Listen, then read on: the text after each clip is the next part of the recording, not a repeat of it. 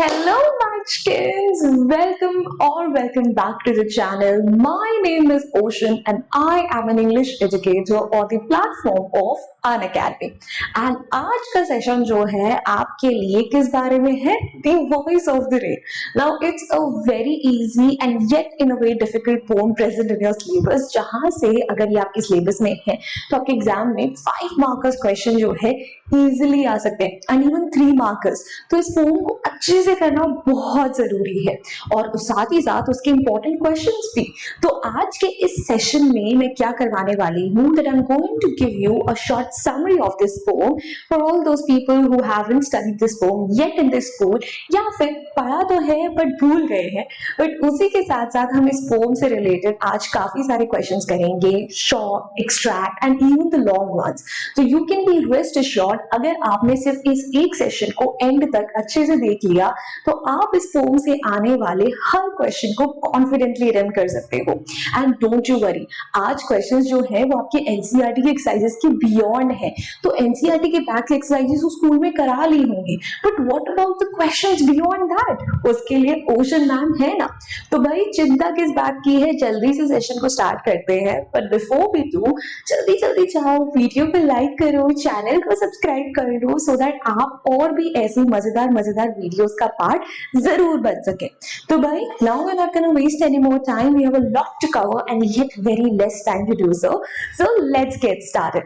Now moving forward guys, सबसे पहली बात देखो, अगर आप लोगों ने अभी भी अनअकैडमी पर ओशन मैम को फॉलो करना स्टार्ट नहीं करा है तो you really are missing out on a lot. देखो यूट्यूब पर हम जितना कंटेंट हो सकता है हम आपके लिए लेकर आते हैं, but then there are a lot of limitations of this platform. We cannot provide you the notes directly, or you can raise your hand, ask questions from us over here. And recorded sessions like these, इसमें तो doubt पूछना और मुश्किल हो जाता है। So don't worry, I have a solution for you. If you go ahead and follow me on the application, तो वहां पर हम वाईटी की तरह ही बहुत सारे स्पेशल क्लासेस लेते हैं जहां पे आप लाइव आकर अपने डाउट्स पूछ सकते हैं, क्लास के बाद नोट्स डाउनलोड कर सकते हो और साथ ही साथ बहुत इंटरेस्टिंग से पोल सेशन में पार्टिसिपेट कर सकते हो। सो प्लीज फटाफट जाइए, एप्लीकेशन को डाउनलोड करिए और इन फ्री सेशन में पार्टिसिपेट करिए, बिकॉज इस सेशन के भी जो काफी क्वेश्चंस हैं जो मैं नहीं करा पाऊंगी बिकॉज इसमें बहुत सारा कंटेंट है, तो वो मैं वहां पर इसी वीक स्पेशल क्लास में करवाऊंगी जहां पर आप ये सब कुछ फ्री ऑफ कॉस्ट ले सकते हो। तो चलिए फिर moving on. And also guys, आप लोगों को पता है ना कि अनअकैडमी ने एक नया फीचर लॉन्च करा है, ऊना। तो देखो, जो पूरी दुनिया एआई के साथ सिंक कर रही है, then why not Unacademy? Education उसमें कैसे पीछे रह सकता है? तो भाई ऊना जो है इज एन एआई फीचर जो कि आपके क्वेश्चंस को इंस्टेंटली आंसर करता है, आपकी डाउट्स को रिजॉल्व करता है। आपको ने अगर कोई सेशन देखा उसकी आपको समरी चाहिए वो दे देगा, and even helps you to quiz yourself. And आप इसको आराम से सिर्फ 49 रुपीज में ट्राई कर सकते हो टू मेक श्योर कि ये आपको एक्चुअली हेल्प करेगा या नहीं। तो प्लीज एप्लीकेशन डाउनलोड करो, ऊना को ट्राई करो, ओशन नाम को फॉलो करो। There is so much that we have to offer you on the application. Trust me यार, वाईटी पर हम आपको सब कुछ नहीं दे सकते चाहते हुए भी, तो प्लीज चाहिए फटाफट कर लीजिए। नाउ मूविंग ऑन गाइस, देखो here is the session flow for the day. We are going to start with the summary. The summary is very brief and yet to the point। मतलब अगर आपको exam से just पहले 5 minute में revise करना है इसको, तो इस समरी को नोट कर लीजिएगा। व्हेन एप्लीकेशन पे आओगे तो डाउनलोड कर लोगे। फिर हम कुछ इंटरेस्टिंग से शॉर्ट क्वेश्चन आंसर्स करेंगे, एक्सट्रैक्ट बेस्ड क्वेश्चन है इसमें हमारे पास, विदाउट एमसीक्यूज भी क्वेश्चन है, एमसीक्यूज वाले भी। सो डिपेंडिंग कितना टाइम होगा आई सी मैं कितने क्वेश्चन कराती हूँ, and then we'll have some long question answers towards the end. Okay, so let's get started with the video right away. Now let's begin with the summary। यार background कितना अच्छा लग रहा है ना। I really love the aesthetic of this PPT। एक तो topic ऐसा था ना, उससे रिलेटेड जिप्स और पिक्चर्स बहुत इजीली मिल गई थी, तो पीपीटी बहुत अच्छी बन गई। So let's get started with the summary now guys. So here we begin.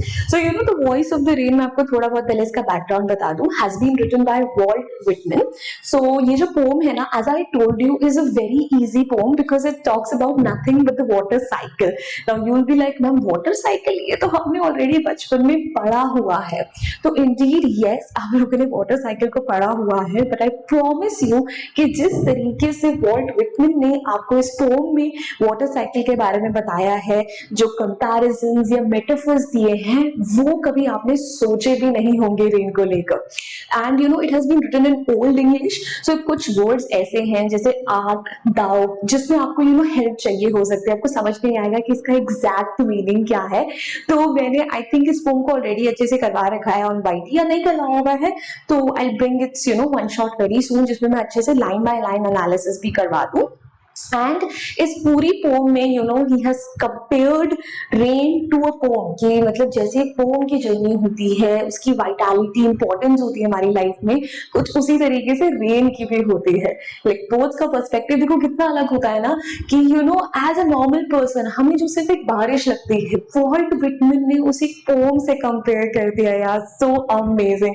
So that is how we are going to study it in the entire poem. There is a parallelism running between the poem and the rain. So, there is a conversation with the rain happening in this poem, and the poet asks the soft falling rain, "Who are you?" and is surprised to receive a reply in the form of a voice. So, in the beginning of the poem itself, जो poet है वो rain से पूछते हैं, तुम कौन हो? And it is very surprising that the rain itself gives an answer.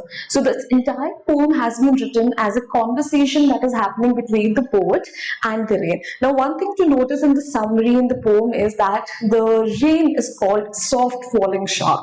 So the reason why soft falling shower का इस्तेमाल हुआ है rain को रेफर करने के लिए, to give a gentle and soft personality to the rain. मतलब बहुत ज्यादा मूसलाधार बारिश नहीं हो रही है. It's a kind of rain that you enjoy on evening, with some tea and snacks. The rain, that basically creates a romantic environment around you. ठीक है, जिससे फ्रेंडली होना, फेमिलियराइज होने में आपको भी शायद मजा आए। वरना जब रेन का या नेचर का रौद्र रूप आता है तो वो तो हमको डरा ही देता है, बट जब वो जेंटल वे में हमारे सामने होती है, so it's always attractive, it always fancies us. That is why soft falling shower बोला गया। Now And the rain introduces itself as the poem of the earth, an eternal song that originates from the land and deep oceans. So the rain here, when it replies back, it calls itself the poem on the earth. Now this is a very, very important point to note over here. As I told you in the beginning of the session itself, these poems say 5 markers questions, 3 marker questions. They are very often asked, right? So it is one of those questions जो कि easily आपके exams में पूछा जा सकता है. This poem is present in your syllabus. कि क्यों पोएट ने रेन को एक पोम से कंपेयर करा है यार? What are the similarities between the poem and the rain? So if you look at it closely, तो जो रेन है उसमें एक टोनल क्वालिटी होती है। जब बारिश कहीं पर पड़ती है तो एक अलग सी साउंड आती है ना, creates music. In similar way the poem also has rhythm and tonal quality to it.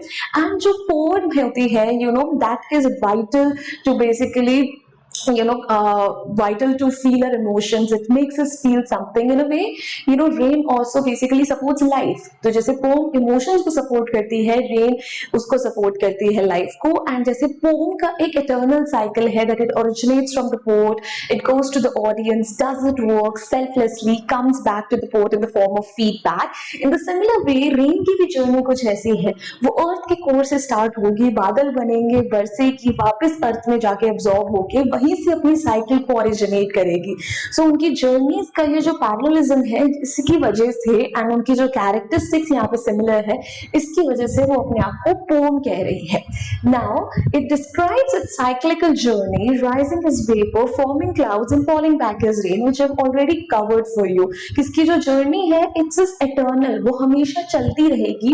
And इसके लिए एक बात बोली गई है that it gives life to its own origin. ठीक है, कि जब बारिश पड़ती है तो वहीं से बारिश का जो प्रोसेस है, vaporization, condensation, formation of clouds, वो सब दोबारा से स्टार्ट होता है। Now one thing to note over here is कि रेन ने अपने आप को डिस्क्राइब करने के लिए एक एडजेक्टिव का इस्तेमाल करा है अपने प्रोसेस के लिए। It is called itself impalpable. वो भी पॉइंट इंपॉर्टेंट है कि वो अपने आप को इम्पैल्पेबल क्यों कह रही है, because when the rain rises, when the water rises in the form of vapour in the sky, it forms clouds. तो वो जो वेपराइजेशन वाला प्रोसेस है that is not something that we can witness through our naked eyes, हम देख नहीं सकते हैं, राइट, और ना हम उसे छू सकते हैं, it is an intangible form and yet we know that the process is happening somehow, so that is why it calls itself impalpable, जिसे आप देख नहीं सकते, छू नहीं सकते, एंड येट आपको पता है कि वो चीज कभी न कहीं किसी न किसी तरीके से हो रही है. Alright, now moving on. So rain का purpose क्या है? So what does rain do for all of us? It purifies and nurtures the earth. ठीक है, जितने भी earth में dust atoms होते हैं, particles होते हैं, pollution होता है, वो उन सबको धो देती है. It brings life to seeds and helps vegetation grow. ठीक है, जो seeds हैं, जो कि जमीन के अंदर है, they are still unborn yet. अगर उनको बारिश ना मिले, उनको पानी ना मिले, so the germination process cannot take place without water, right? And they cannot grow into plants then. So it also gives life to those seeds. And there is another point that has been mentioned in your poem that it washes away the droughts. जहाँ पे सूखा पड़ा होता है, उसको भी वो खत्म कर देती है. Now it is an unending process. It is a constant and eternal process symbolizing renewal and continuity in nature. ये एक ऐसा process है जो चलता ही रहेगा, कभी रुकेगा नहीं. तो ये हमें ये बताता है कि कैसे नेचर जो है वो अपने आप में कंटिन्यू होती रहती है, रिन्यू खुद को करती रहती है, रिजुविनेट करती रहती है, and it does not need any external source and help. Then comparison to poetry. Now towards the end of the poem, वहां पर कुछ लाइंस जो हैं they have been written in brackets. ठीक है, उन ब्रैकेट्स को बेसिकली जो है पैरेंथेसिस बोलते हैं. वो चीज भी आपको पता होनी चाहिए कि कुछ ऐसे कर्ली ब्रैकेट्स में लास्ट में पॉइंट्स लिखे गए हैं, या कोई बाल है जो यहाँ पे चिपका हुआ है, और वो ना बहुत ही इक्की वाली फीलिंग दे रही है, कुछ ऐसा है that is crawling up on your skin. So basically last में जो 2-3 लाइनें हैं ना that have been written in parenthesis. So question आपके एग्जाम में आ सकता है कि वो पैरेंथेसिस में क्यों लिखे गए हैं. It is to basically highlight and emphasize कि वो जो लास्ट वाला पोर्शन है, it is not a part of the conversation that has been happening in the poem so far, and these are some separate personal thoughts of the poet regarding the rain. कि rain को लेकर poet के कुछ personal thoughts है और ये उस conversation का पार्ट नहीं है जो अभी तक पोएम में हो रहा था, इसीलिए उन्हें ब्रैकेट्स या फिर पैरेंथेसिस में रखा गया है. नाउ जो लास्ट वाले ये पैरेंथेसिस में लाइंस हैं, इनमें जो पोएट है he draws a parallel between rain and poetry. उसने रेन को पोएम से कंपेयर करा है, बल्कि सॉन्ग से कंपेयर करा है to be precise, because poem तो वो खुद को स्टार्टिंग में बोलती है. The poet has compared it to a song where he says that how both song and rain they originate from a source. जैसे जो song है वो एक सिंगर के दिल से निकलता है, और वही जो rain है वो अर्थ के कोर से निकलती है. It travels, दोनों अपना काम करते हैं. Return with love, leaving a positive impact. So there is a line, there is a phrase written in the poem, wrecked or and unwrecked, which basically translates into कि whether someone cares or not. जब बारिश पड़ती है जमीन पर, या तो लोग उसे नोटिस करते हैं या नहीं करते. कुछ लोग उसे कोसते हैं कि यार शिट बारिश हो गई, अब हम भीग जाएंगे. So the poet wants to emphasize over here कि बारिश को, रेन को फर्क नहीं पड़ता कि whether we are grateful towards it or not, whether we are acknowledging all the things that the rain is doing for us or not. Despite that, in spite of all of this, continues its journey, it serves its purpose and returns to its original source with love to give. कि वो अपना काम करती रहती है, उसे फर्क नहीं पड़ता लोग क्या बोलते हैं, आप अपना जॉब करके हमेशा अपने सोर्स के बाद प्यार लेकर आती है. ना सिमिलर वे कि जब एक सॉन्ग जो है जिसे आप सुनते हो, चाहे आप उसे अप्रिशिएट करो या ना करो, चाहे आप उसे नोटिस करो या ना करो, अपना जॉब करता है. उसे जो इमोशन इवोक करने हैं वो करेगा, उसे जो इम्पैक्ट क्रिएट करना है वो करेगा, and it will return to the singer with feedback, with love. ठीक है, उसको फर्क नहीं पड़ेगा. So that is why it has been compared to a song. तो song से comparison, poem से comparison, ये दोनों चीजें जो है ये आपसे पूछी जा सकती है एग्जाम में, and more or less they have a similar answer to it, so please just keep it in mind. Alright, so I think that's all about the summary. Okay, last चीज है that the rain symbolizes nature's music, life-giving force and the idea of rebirth and continuity. कि इस pome में जो rain है, ठीक है, उसे नेचर का म्यूजिक कहा गया है. It's a life-giving force because अर्थ में जो लाइफ है वो इसी वजह से, क्योंकि बारिश है, and it also symbolizes the idea of rebirth and continuity कि कैसे you can continue with your life, you can give what do we say, life to your own origin, ठीक है, you don't need some external help for that. Alright, so yeah, that's all about the summary of the poem. I think मैंने बहुत अच्छे से और बहुत detail में सब कुछ कवर कर लिया है and I really hope आप सबके डाउट्स क्लियर हो गए हो. But just in case अगर किसी का भी कोई डाउट है, as I've told you already, you can easily come to the application. मैं इस वीक जो है, जिस वीक ये वीडियो आपके सामने आएगी उसी वीक जो है आपके लिए एक स्पेशल सेशन मैंने स्केड्यूल कर दिया होगा. आप उसमें आके अपने डाउट्स क्लियर कर सकते हो, नोट्स ले सकते हो. So please just feel free to do that. And जिसने वीडियो को यहाँ तक देख लिया है, आई होप आपने वीडियो को लाइक भी कर लिया है, चैनल को सब्सक्राइब भी कर लिया है, वो बहुत जरूरी है, right? So let's get started with the short question answers now. But let me first lay down some ground rules for you. कि इन questions का जो discussion है वो किस तरीके से होना है. So basically I'm going to present the question for you. I'm going to tell you what the question is trying to ask from you. And if you I would really urge you and request you कि आपने जब question को समझ लिया, क्योंकि आप लोगों ने देखो समरी को मेरे साथ अच्छे से पढ़ लिया है, I am pretty sure most of you have done this poem in your school as well. तो ऐसे में it's very crucial to test your knowledge कि जो आप पढ़ रहे हो, समझ रहे हो, क्या आप उनसे रिलेटेड क्वेश्चंस अटेम्प्ट कर पा रहे हो. सो जब भी क्वेश्चन आएगा, once I have done the explanation part of the question, not the answer, please pause the video over there, take your time, think about the answer. If you want, you can even write the answer in your notebook simultaneously, and once you're done with that, after that play the video, ताकि आप answer को tele कर सको कि अब जो answer मैं आपके साथ डिस्कस कर रही हूँ, whether it matches with your answer or not. This way you can test your knowledge और आपकी प्रैक्टिस भी बहुत अच्छे से हो जाएगी. So please उस चीज को देखना. Even for the MCQs ahead, extract based questions, and even the long question answers, follow the same rule. It is a really good way to test your knowledge. All right, चलिए now let's get started with the short question answers. So here we begin with the very first one, guys. It's a very easy one. There are two voices in the poem. Who do they belong to and which lines indicate this? Now given a question I vividly remember is from NCERT. Now all the questions are not from NCERT, I'm warning you. ठीक है, तो ये जो लास्ट वाला part है ना, which lines indicate this, ये तो आपके एग्जाम में आएगा ही नहीं. Like I don't think, why would the teacher ask it? I don't see the significance behind it. So you need to basically answer the first part of it कि there are two voices in the poem and who do they belong to.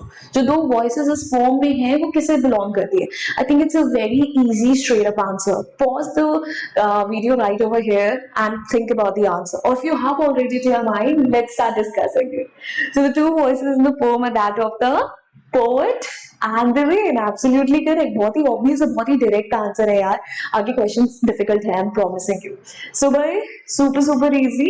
So the interaction between the poet and the rain is itself is shown in the poem The Voice of the Rain. Rain और poet के बीच की interaction है, and the poet in this poem inquires as to its identity. And we know जो poet है वो क्या पूछा है rain से कि भाई who are you? And the poet gets an answer as the rain itself gives his introduction. और भाई सरप्राइजिंगली सरप्राइज वो जो क्या बोलते हैं वेलकम में अक्षय कुमार वाला वो नहीं है, मेरे कल खुद रेन ने अपने आप जवाब दे दिया. भाई क्या जवाब दे दिया कि I am the poem of the earth. So ये रेफरेंसेस भी आपको दिए गए हैं कि कहाँ पर इस चीज से हमें पता चलता है कि that the voices belong to these two identities. तो I'll just skip that part. Can we stick to the good part? So on to the next one. What is the phrase "strange to tell me"? Okay, now this is a little good question. कि जब वो phrase use करा गया है poem में, strange to tell, इसका क्या मतलब है? क्या कहना चाह रहा है पोएट साहब, बताइए जरा. कवि क्या कहना चाहते हैं? कवि का क्या मतलब बोलते रहे संदर्भ, पता नहीं. आई एम सॉरी यार, हिंदी मेरी अच्छी थी पहले, बट अंग्रेजी में अब इतना घुस चुकी हूँ ना कि मुझे लगता है कि मैं हिंदी को भुला चुकी हूँ, which is not wrong.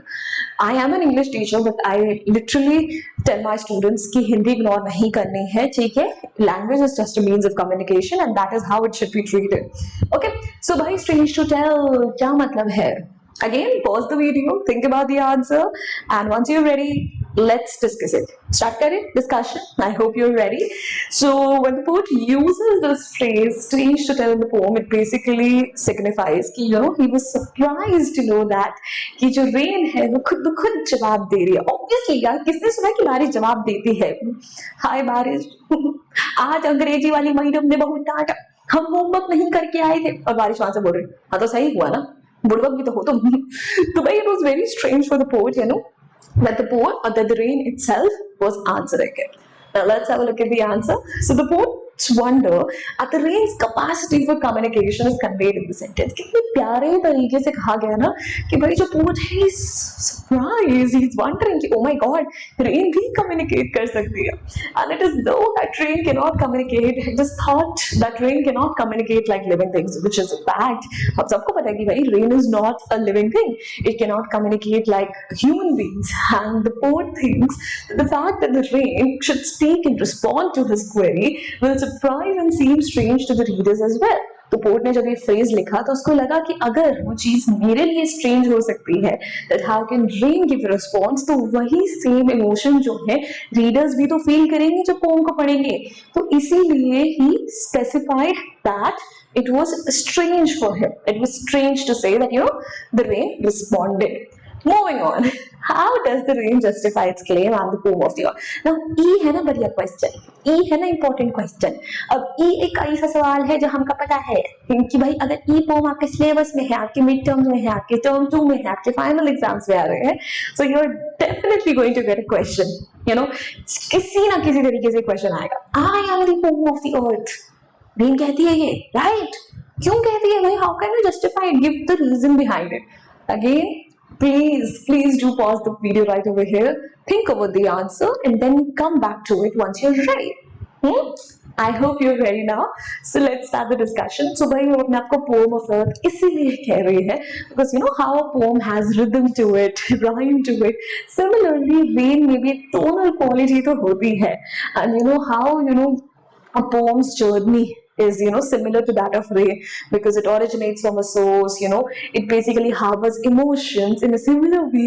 जो rain है, it harbors life, it supports life on earth, right? तो similarities तो हैं बहुत सारी, चलिए देख लेते हैं। So the poem that poet you know creates has the duty of delivering its audience joy, happiness and life, which is why the rain refers to itself as the poem of the year. कि poem का क्या काम है? जो ये poem हमारे इस poet साहब ने लिखी है, इसका काम क्या है कि हमें खुशी दे, हमें बेसिकली जो हैप्पीनेस दे, हमें कुछ ना कुछ you know जीने की एक you know मोटिवेशन दे और एनी अदर इमोशन कुछ तो ट्रिगर करे। सिमिलरली जो रेन है उसका भी तो ये काम होता है कि वो हमें खुशी दे, ठीक है, हमारे को बेसिकली जो है जीने लाइफ सोर्स बने हमारे लिए।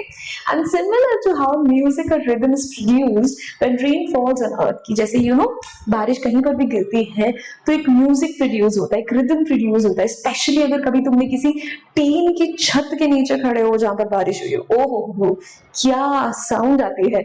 सो because of this rain refers to itself as the poem of the earth. So in reasons की वजह से rain is justified to call itself the poem of the year. Alright? Now moving on, आगे बढ़ जाते हैं। Why does the rain call itself impalpable? Now I have answered the exact same question while I was discussing the summary with you just 10 minutes ago, right? तो I hope कि जिस बच्चों ने summary को अपने कान, आंख, दिमाग खोल कर सुना था वो तो इसका आंसर easily दे पाएंगे, right? कि रेन ने अपने आप को impalpable क्यों कहा है? Because it is also an important question that you should be able to answer. So again, pause the video for a brief moment if you want to think about it. If you want to jot down your answer in a notebook, more than welcome. Just take that extra step, please, and just come back to the video once you're ready with your answer. All right? So, are you ready? Start करें फिर? ठीक है, let's get started. So भाई the rain call itself impalpable because you know impalpable का मतलब होता है something जो आप देख नहीं सकते, जिसे आप छू नहीं सकते। एंड जब रेन का वेपराइजेशन प्रोसेस चल रहा होता है, जब वो you know अर्थ से, जब वो सी से इवेपोरेट होके आसमान में जाती है, क्लाउड्स बनते हैं, तो उस वेपर फॉर्म में हम वाटर को नहीं देख सकते। And yet we know that this process is happening in the background, that is why the rain calls itself impalpable. Got it? चलिए, let's look at the answer now. So एक तो जीभ इतनी लपलपाती है ना, हम कहाँ करें?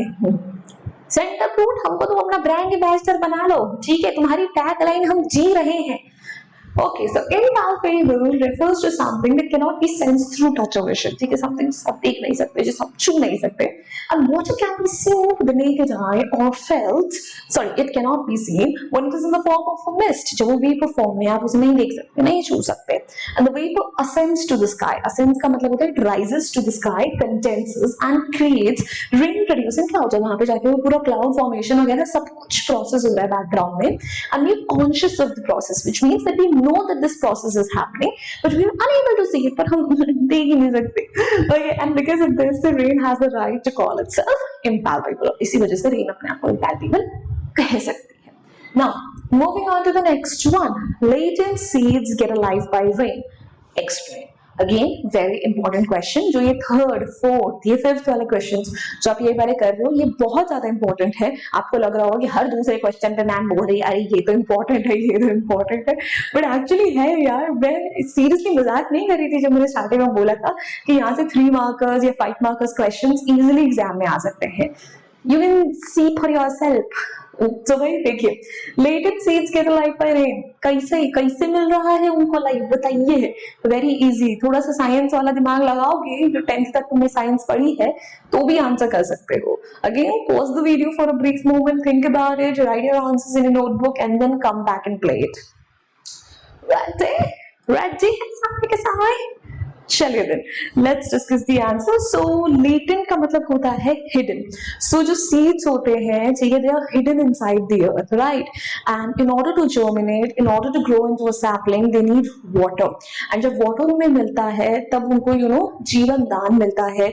दे break the ground, they grow up, right. तो इसीलिए it has been said that latent seeds they get life by rain. Let's take a look at the answer. So the water is necessary for the seeds on earth to germinate and grow. भाई seeds grow करना है तो water तो चाहिए ही चाहिए. And the seeds begin to sprout and take on the shape of saplings when it rains. और जैसे ही उनको बारिश मिलती है तो sprouting होती है, वो basically shoots, roots सब grow करते हैं. Saplings यानी छोटे-छोटे plants बन जाते हैं. And in this sense, rain gives a second chance at life that might have otherwise dried up or gone to waste. और इस तरीके से जो रेन है वो इन सीड्स को एक सेकेंड चांस देती है, जो कि अदरवाइज जो है ड्राई हो जाते, वेस्ट चले जाते, उनका कोई मतलब ही नहीं रहता. Alright, now moving on. Why do you think the poet says the phrase wrecked or unwrecked? I'm so sorry, but yes, this is also an important question. So wrecked और unwrecked ये phrase भी आपकी pome में इस्तेमाल हुआ था. तो क्यों इस्तेमाल हुआ था, इसका क्या मतलब बनता है? Again, when I was explaining you the summary, I did explain you every single thing. ये वाला point भी मैंने उसमें कवर करा था. Right? So please again pause the video if you would like, think about the answer, come back to it when you're ready with your answer, right? Because वही चीज है. If I continue, एक मेरे को देखो hardly 4-5 minute लग रहे हैं 2-3 क्वेश्चंस को डिस्कस करने में, एंड वो 4-5 मिनट आप अपनी जिंदगी में से ऐसे ही भुला दोगे अगर आप खुद से उन क्वेश्चंस को अटेम्प्ट करने की कोशिश नहीं करते हो.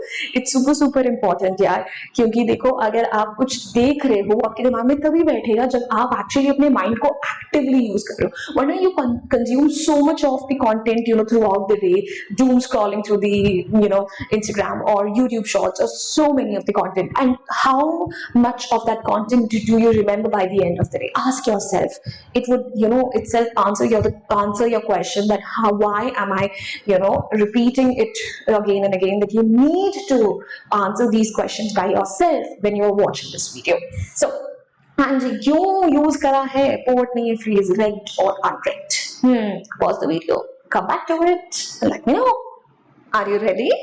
Okay then, let's start the discussion. So wrecked or unwrecked का मतलब होता है whether someone cares or not. ठीक है, so the rain does not care whether we acknowledge it falling on the ground, giving us so much that we need. कि मान लिया इतना कुछ कर रही है, seeds को life दे रही है, earth को beautify कर रही है, purify कर रही है, and all of that stuff. It does not care. It does its job, irrespective of that, selflessly, and वो दोबारा से earth में प्यार ही लेकर आती है. तो वही चीज को बताने के लिए इसको लिखा गया है. Now let's look at the answer. So the language was poetically written. Poetic way में लिखा गया है because the terms recked and unrecked refer to reckoned and unreckoned. Reckoned यानी सोचना.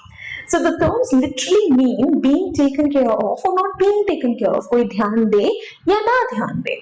The poet uses these words to emphasize how when something falls to the ground, we can either notice it or entirely disregard it. कि जब कोई चीज जमीन पर गिरती है या तो तुम उसे नोटिस करोगे या completely ignore कर दोगे. But even if it isn't given any attention, it still fulfills its purpose and goes back to being absorbed where it came from. And brain को फर्क नहीं पड़ता चाहे हम उसको टेंशन दें या ना दें, वो स्टिल अपना पर्पस फुलफिल करती है एंड वापस से अब्सॉर्ब हो जाती है. राइट, चलिए moving on. Why are the last 2 lines put within brackets? अच्छा लगेगा अगर हम दोबारा बोले कि ये इम्पोर्टेंट है. इम्पोर्टेंट है, क्या करें, बोलना पड़ेगा, टीचर्स जॉब. तो भाई लास्ट की जो 2 लाइनें हैं उनको ब्रैकेट में लिखा गया है. आखिर उनको ब्रैकेट में क्यों लिखा गया है? That is the question. Again guys, important आ सकता है एग्जाम में, लिटरली बता रही हूँ. ये एक अगर तुमने सेशन अच्छे से कर लिया है, ध्यान से कर लिया है, ट्रस्ट मी व्हेन आई से दिस, तुम्हारे एग्जाम में इस पोम या इस टॉपिक से रिलेटेड ऐसा कोई क्वेश्चन नहीं आना जिसको देखकर तुम ऐसा बोलोगे ये तो हमको आता ही नहीं, ये तो ओशन मैम ने पढ़ाया ही नहीं था. ऑलराइट, सो भाई लास्ट की 2 लाइनों को ब्रैकेट में क्यों लिखा गया है? सोचो, मैंने बताया था 10-15 मिनट पहले जब हम डिस्कशन कर रहे थे समरी का. And then come back to the video once you are ready with your answer. Ready हो? चलो then.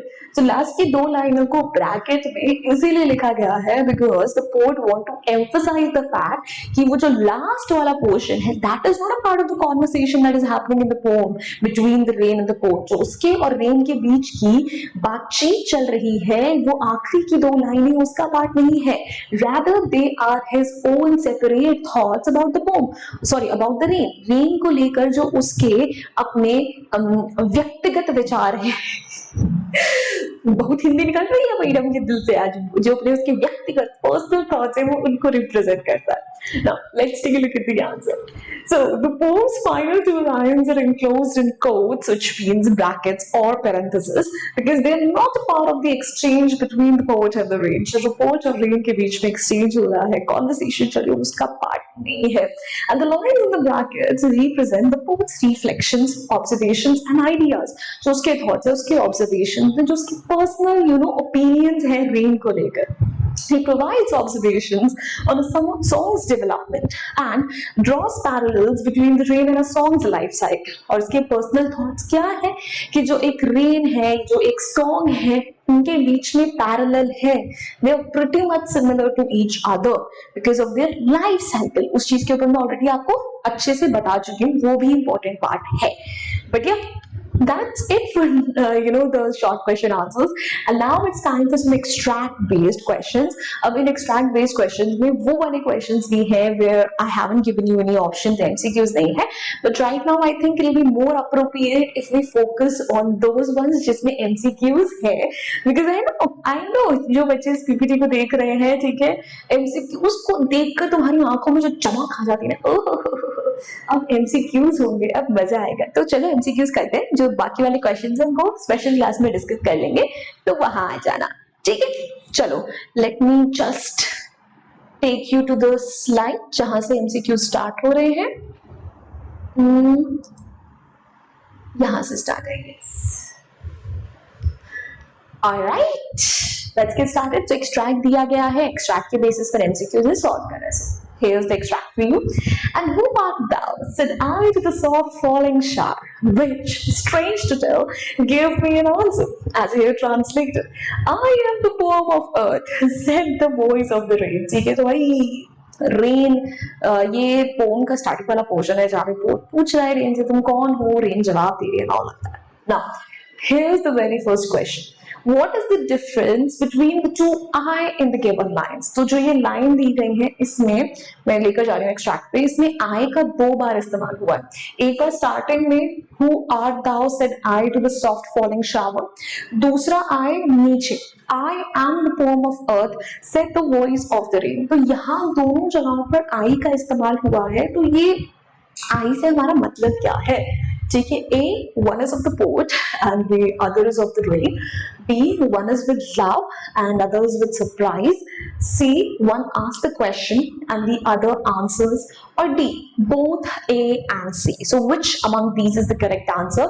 Pause the video, think about the answer. Once you have your answer ready, तब start करते हैं. ठीक है, ready हो? So let's get started and here we go. The correct answer is option D. ठीक है, both A and C. जो एक I है वो पोर्ट के लिए इस्तेमाल हुआ है, जो दूसरा I है वो रेन के लिए इस्तेमाल हुआ है, और एक I जो है वो क्वेश्चन पूछ रहा है और दूसरा I आंसर कर रहा है. देखो ना, मैं दिखा भी दूं. जो फर्स्ट वाला I है पोर्ट के लिए said I to the soft falling shower, दूसरा I and the poem of the earth rain के लिए. पहले I ने क्वेश्चन पूछा, दूसरे I ने आंसर दिया. ठीक है, ये कोई मतलब नहीं बनता कि one is with love and the other is with surprise. Rather, rain is not surprised, but the poet is the one who is surprised. Right? So B is not correct. Moving on. The poet specifically says that the answer was given by the voice of the rain. Right, we discussed it कि भाई जो answer था वो किसने दिया था? खुद rain ने दिया था. The emphasis on the voice of the rain adds a hint of dash to the poem. जो ये वाला पार्ट हमने एंगल जो है हमने पोम में ऐड करा है कि खुद रेन ने जवाब दिया है, ये पोम में क्या चीज ऐड कर रही है? A, mystery, B, thrill, C, drama, D, doubt. Which is the correct answer, guys? क्या लगता है क्या होगा सही जवाब? Again, pause the video if you would like. Think about the answer, and then उसके बाद हम लोग देखते हैं. I hope you're ready. Pause करके सोच लिया? ठीक है.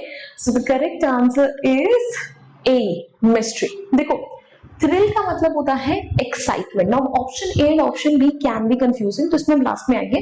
उन ऑप्शंस को डिस्कस करते हैं जिन्हें आप हटा सकते हो डायरेक्टली. ड्रामा नहीं, डाउट नहीं, ये दोनों क्लियरली यहाँ फिट नहीं बैठ रहे हैं. एक्साइटमेंट यस, हो सकता है कि अरे रेन ने जवाब दिया, but before excitement the very first emotion that you would feel if ever in real life rain answers you back is basically you will be surprised and you be like ऐसे कैसे हो सकता है. It creates a sense of mystery. So that's why जो option A है that is more appropriate then option B, because excitement उसके बाद आएगी. पहले तुम्हें सरप्राइज, शॉक और मिस्टीरियस लगेगी वो चीज कि हो कैसे सकता है, इसीलिए A. Alright, moving on. What do you understand by the phrase strange to them? तो जब ये फ्रेज का इस्तेमाल हुआ strange to them, ये हमने शॉर्ट में भी करा था. आई होप अब आंसर कर लोगे. इसका क्या मतलब है? A, unusualness of the answer for the poet. B, stupidness of the answer for the earth. C, ordinariness of the answer for the poet. Or D, commonness of the answer for the poet. Sorry, for the raindrops. Now think about the answer. मैं बस एक second दे दो, पानी P रही हूँ, उसके बाद I'll show the correct answer.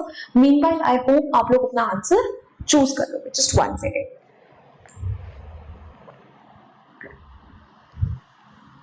All right. So I hope you're ready with your answer. If still not, आप pause कर सकते हो. ठीक है? Let's look at the correct answer. Here's the correct one. Option A. Strange to tell, यानी मतलब अजीब था. It was unusual. Stupidity थोड़ी थी, ordinary थोड़ी था. बारिश का जवाब देना ordinary नहीं. Common को हाँ भाई, हर जगह की बारिश तो है जो हमका जवाब देती है. इसमें कौन सी खास बात थी? So it was unusual clearly. Now, moving on to the next one. The two voices in the poem are those of the. बहुत डायरेक्ट है यार, कौन है वो दो voices? Rain in the poet, translator, advocate of rain और rain itself. Let's look at the answer directly. I hope you have the answer ready. वरना pause कर लो. So the answer is rain and the poet. Option A definitely. Moving on. Next extract देखते हैं guys. So eternal I rise, impalpable out of the land and the bottomless sea, upward to heaven, whence vaguely formed, altogether changed, and yet the same. I descend to lay the draughts, atomies, dust layers of the globe, and all that in them without me was seeds only, latent, unborn. So here we are basically, describing the part जहाँ पे rain अपना पूरा process describe कर रही है कि कैसे, it rises from the land, क्या-क्या वो करती है अर्थ के लिए, and all of that stuff. Now let's take a look at the questions. So here's the first one. From where does the rain originate? Rain कहाँ से originate करते हैं? A. Clouds and land. B. Land and sea. C. Sky and sea. Or D. Sky and land. Which is the correct answer?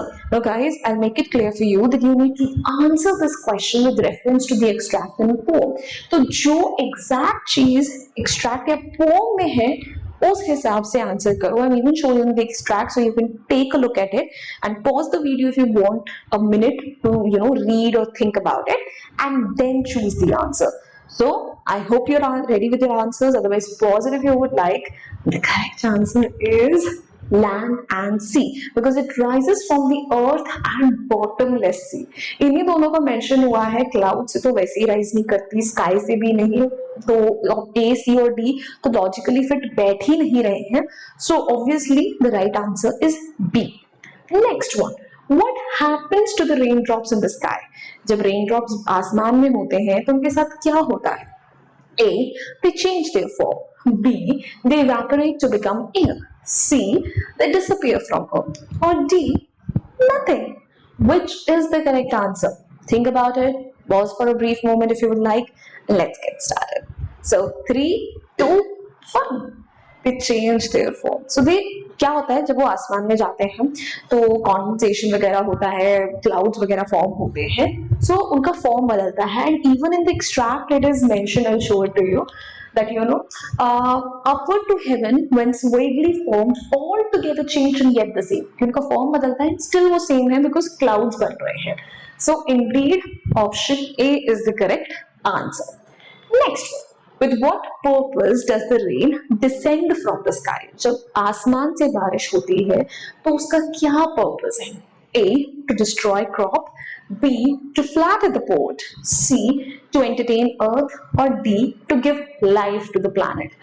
Does the question, can the question be any easier?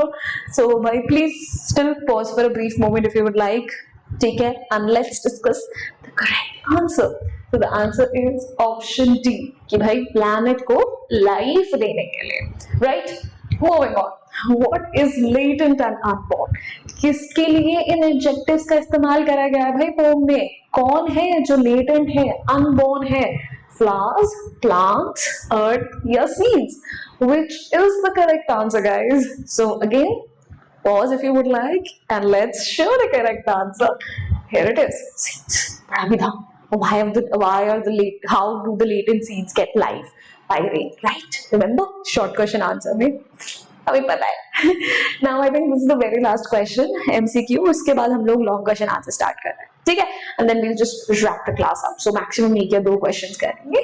And that's it. See, कितने सारे questions कर लिए हम लोगों ने, कितना कुछ कर लिया, ठीक है? So what quality of rain is highlighted in the extract? इस extract में rain की कौन सी quality को highlight करा गया है? Entertainer, healer, preserver, or caregiver? Which is the correct answer? I think this can be a tricky one, right? So just pause for a moment, think for a while, ठीक है? And let's show the correct answer. 3, 2, 1. Here we go. The correct answer is healer. Now, if you are confused, ठीक है, सबसे पहले let's eliminate the options. The one which would definitely not right. Entertainer, preserver. ये नहीं हो सकते. कोई sense नहीं बन रहा है. Either it can be healer or caregiver. I'm pretty sure काफी सारे बच्चों ने caregiver decide करा होगा, how it cares for the earth and everything, it supports life. But it actually heals the earth. How? It basically washes off the dust particles. It basically washes off the drops. ठीक है, जहाँ जहाँ healing की जरूरत है, it gives life to those seeds. So in a way it is caring for them. But बाकी दोनों जो है उसमें healing वाली quality ज़्यादा highlight हो रही है. So it acts as a healer. That is the correct answer, more appropriate. So yeah, now it's time for the long question answers. So we are already done with the short and the extract based ones. अब long question answers की बारी है. Although I've already told you that जिस इसमें ज़्यादा importance किसको देनी है, short को देनी है, extract को देनी है. But then you can never predict यहाँ से long question बन कर आ सकता है. So in that case you should be ready for it, right? So साथ में करते हैं long question answers again in the same pattern as so far. That you'll pause the video, think for a while, and then you'll come for the discussion of the answer. Okay. So here we begin with the very first one. there is a parallel drawn between rain and music. Which words indicate this and explain the similarity between the two? Again, इसमें जो second part है, that which words indicate this, you can clearly skip this one. I really don't think that your teacher would ask this question, because इसको पूछने का मतलब है कि रट्टाफिकेशन करो, तुम्हें पूरी पोम याद क्यों नहीं है. So if I were your teacher, I would have never given you this question. That's why from a teacher's perspective I'm saying this. But if you think तुम्हारे स्कूल में ऐसे क्वेश्चंस आ सकते हैं या आ चुके हैं, तो या इस पार्ट को भी याद कर लेना. तो भाई देखो, इस पूरी की पूरी पोम में, ठीक है, हमें कंपैरिजन दिखाया गया किस किस के बीच में, रेन और म्यूजिक के बीच में. तो दोनों की सिमिलैरिटीज बताओ. विच सिमिलैरिटीज कुड यू सी? तो जो लास्ट वाली लाइन थी ना, सॉन्ग वगैरह, उन सबको याद करो. सब बहुत कुछ बताया है मैंने. Think about the answer for a minute if you would like. सोचो, पॉइंट्स कलेक्ट करो, बिकॉज एग्जाम में तुम ही को यह आंसर लिखना है, मुझे नहीं लिखना. Okay, so I hope you are ready by this point. Ready हो? ठीक, let's discuss it. तो सॉन्ग और रेन के बीच में अगर देखा जाए तो काफी सारी सिमिलैरिटीज है. क्या क्या सिमिलैरिटीज है भाई? देखो, जो सॉन्ग होता है या म्यूजिक होता है, it has a tonal quality to it. Rain also has clearly tone quality. जब वो किसी पे पड़ती है, एक टोन आती है, म्यूजिक आता है, तो it is called nature song. Then जो म्यूजिक होता है, ठीक है, उसकी जर्नी और रेन की जर्नी काफी सिमिलर है, because music originates from the core of the core of the singer's heart और the musician's heart. It goes to the audience. It does not care कि वो उसकी तरफ ध्यान दे या ना दे. इट डज अ जॉब कि उनके उसको जो भी इमोशंस जनरेट करने हैं, वेदर इट्स हैप्पी और the sad one, and it always comes back to the musician with the love, right? In a similar way, rain भी जो है, it starts its journey from the core of the earth. वो जाती है, अपना काम करती है, जहाँ से ड्रॉट्स हटाने हैं, जहाँ पे लाइफ देनी है, whatever it has to do, and it does not care कि कोई उसको देख रहा है, कोई इसको नोटिस कर रहा है या नहीं. And then it again comes back to the core of the earth with love to give, right? So similarities to है. So let's check it out.